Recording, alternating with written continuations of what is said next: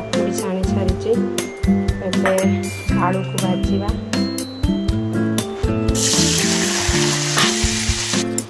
आलू ए भजा हो चलते मसला बेपार करा तो अल्प किसी अदा आ 10-15टा रसुण बाटा नहीं कंचा लंका बाटा मसला देवे चिकन को पेस्ट करदे आलू भाजला बेले टे लुण पकईदे अल्प टे हल्दी पाउडर टे पकईदे तो कलर आसवाई कलर भी भल देखा आलू भल भाजी हे गोल्डन ब्राउन कलर भी आसीज आलू भी भाजी हो गला आलू को ये काढ़ीदे गोटे जगह को बाहर करदे एवं चलतु आम सोयाबीन पकेवा सोयाबीन भिजेक रखी चिपुड़ी एवं कढ़ार पकईदे तो टे भाजीदे भलसे भल लगे भाजीदे सोयाबीन भी भाजी हो गला ब्राउन कलर भी आसीगला एवं काढ़ीदे सोयाबीन को बाहर करदेली गोटे ताटिया जो ताटिया आलू रखी सब भाजी सारापर अल्प किसी कढ़ार तेल रही जाइए तो आम आउ अल्प टिके तेल पकेवा सोरिष तेल रोषे कले भल लगे अल्प टिके तेल आदेली सोरिष तेल टिके जेहेतु तरकारीटा चिकेन तरकारी भली करार अच्छी तो से आम तेल दे सारा तेल टिके अधिका देवा पड़ो तेल टिके दे सारापर अल्प टिके चिली देदेवा जहाँकि कलर आसवाई भल लगे कलर भी भल आसो तेलर एवं चिली मेल्ट हो आसलानी तो आम ए गोटा मसला सब पकईदे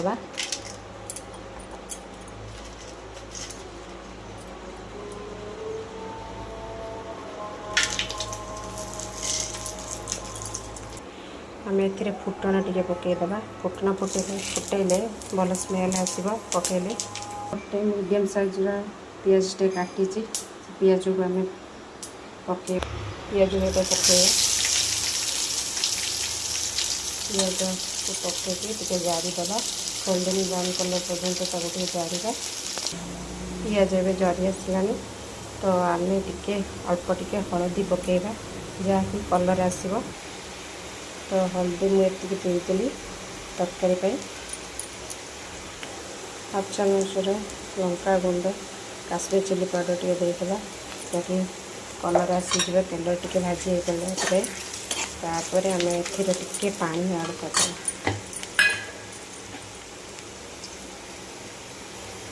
अल्प टिके पानी देदेगा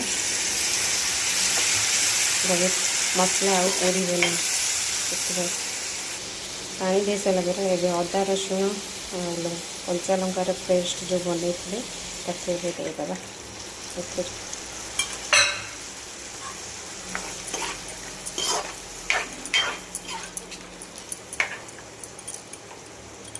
तो ये मसला को आम कषापी छाड़ीदे समय मसला कषि सारापर देखिए एवं आम धनिया पाउडर आधा चामच देदेगा दे मसला को कषा आलू भाजला बेले अलरेडी अल्प लुण पकई तो स्वाद अनुसार अल्प किसी लुण देदेगा पेपर पाउडर टे पकईदे चिकेन तरकारी पूरी बनवार अच्छी तो अल्प टिके चिकेन मसला आम देदेगा अल्प टिके चिकेन पाउडर देदेगा सबको भल भाव मिक्स करके मसला अल्प अल्प किसी टे पानी देगी तो मसला भल भाव में कषा पड़ो तो कषा देखा मसला कषि आसलानी मसला भी तेल बाहर तो आम ए कस्तूरी मेथी अल्प किसी पकईवा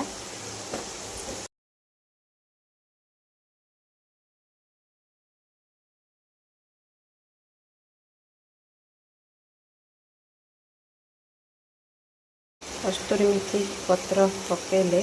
तरकारी टेस्टा बहुत बढ़िया आसो तो से अल्प किसी कस्तूरी मेथी पकईदेली पकईकी कषिदे टे तो कषि साए किसी समय कषिदे एबे आम सोयाबीन आलू को पकईकि कषिबा ए मसला सहित भाजिक रखी थे पकई कषिबा भल भाव तो आलू सोयाबीन भलसे कषि हो सारे कषि हाँपाई टे छाड़ीदे कुछ समय मसला कषि हो जाए भलसे ये कुछ समय घोड़े कषा आम अल्प किसी पानी देके कषा देखिपे मसला ए कषि हो आसानी मसला सहित ये सब कषि हो सारे तो कषि होगला तो तेल भी बाहर से तो जानीपे कषाटा भलसे होगला तो आम ए गोटे ग्लास पानी देदेबा जेहेतु तो चिकेन तरकारी पड़ी हबार अच्छी पतला झोल रही पकुड़ी भी पानी एथिरे टाणिब तो से गोटे ग्लास भलिया पानी देवाक पड़ो पानी देदेबा गोटे ग्लास पर गोटे ग्लास रू अधिक जदि पानी लगे टिके देदेवे तो मुझे पानी दे देदेची से सिम्रे किसी समय फुटवा को छाड़ीदे तरकारी टे सिम करके गैस को घोड़नी घोड़ेदेवा तो तरकारी टे फुटी आसिले तार भी सिम करदे भी कलर भी चेंज हो बहुत बढ़िया कलर तरकारी एवं फुटिला तो तरकारी फुटला आम ए पकुड़ी पकेबा पकुड़ी भी किसी समय ए फुटब तो किसी समय फुटाई छाड़ीदे अच्छा पकुड़ी मत फुटिया गोल देकी तरकारी फुटुचे आम एक घोड़नी घोड़ेदेवा ढाकीदेवा किसी समय फिर सिम करदे तो किसी समय फुटब फुटिया छाड़ीदे ये घोड़नी खोलिक देखा तरकारी कलर के बातवे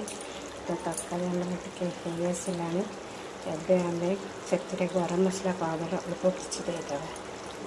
तो तरकारी बहुत बढ़िया कलर पड़े आसी चलतु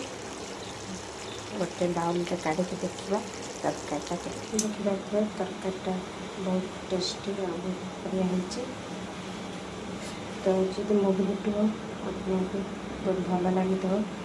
लाइक शेयर कमेंट करेंगे और सब्सक्राइब करने भूलिए नहीं। Thank you.